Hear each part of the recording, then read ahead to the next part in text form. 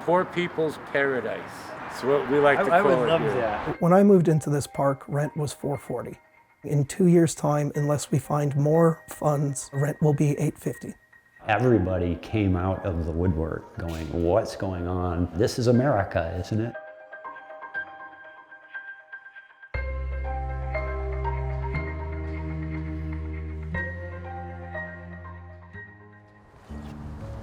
Our park was bought by RV Horizons. We all woke up one day to these blue bags hung on our doors that said, welcome to your new community. And we were going, what? We're being welcomed to our own community by this other group? Most people in this park are well below the area mean income. I purchased my home in 2018. The cost of living in this park was significantly below the area average of Boulder City. It was really hard to find anything for under $250,000. This was the best way that we could build equity and like the place that we were living. When RV Horizons purchased the park and came in, they instituted a new set of rules that included provisions that could shift financial responsibility for upkeep of the park onto the resident in certain circumstances, which, based on the economic demographics of the park, could actually be extremely financially crippling and ruinous. The impact of these consolidators buying communities, runs the gamut. When you don't control the land under your home, somebody else controls it. That's the person or group that's making the decisions on rent increases, on other fees and costs that are being passed through, on evictions. It's really a difference between a group of investors making that decision from a boardroom versus the homeowners themselves. Oh yeah, and they tried to start charging us for water. People could not have cars with faded paint, with missing parts, with any rust. We also had a curfew at 10 o'clock. We were not supposed to roam the streets after 10 o'clock.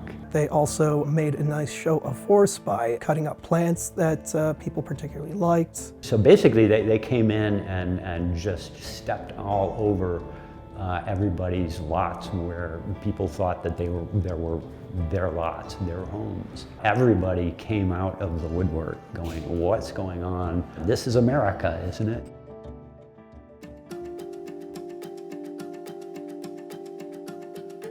Manufactured housing is a unique housing because it's built in a factory. People use mobile homes to describe manufactured housing, but that's an old term.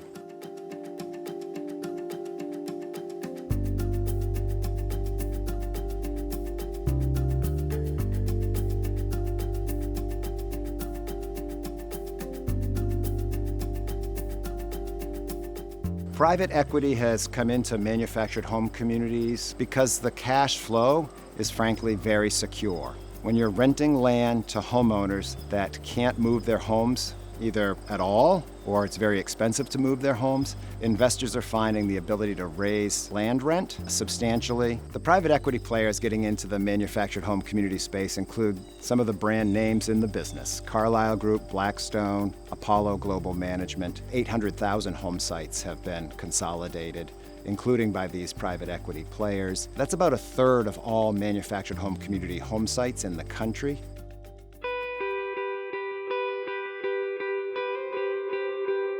After this kind of abuse, everybody thought a resident-owned community would be far better than what we were looking at with the ownership and the practices we had just seen.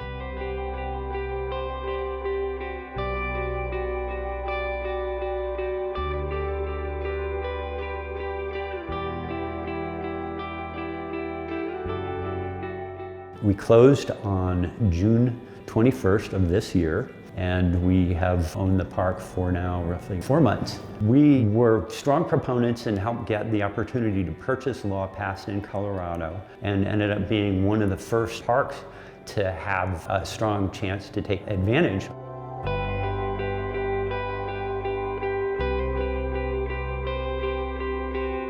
Rock USA is a national nonprofit organization that helps homeowners in mobile home parks or manufactured home communities purchase their communities as co-ops. We provide both the training and technical assistance to make that possible, and we provide the financing to make that possible.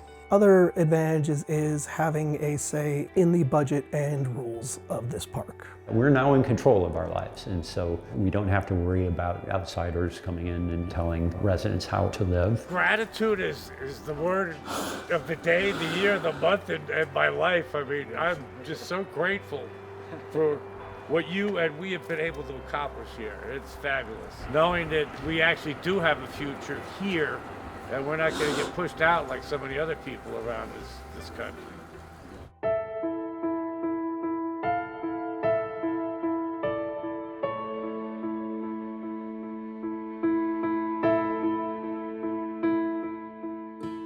A lot of these parks were built half a century ago and have fairly deprecated infrastructure from years of private ownership and more or less bare minimum infrastructure improvements. Every one of these parks that's going to be purchasing itself has tons of issues that they're going to need to pay for in order to set themselves up for a good, sustainable future. We've taken out a large sum of money to fix up this park, but in doing so, some people are not going to be able to stay. And we need help with that.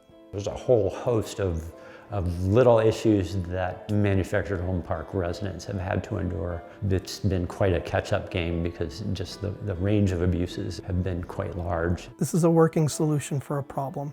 It is not the end-all solution. It's the best we got at the moment.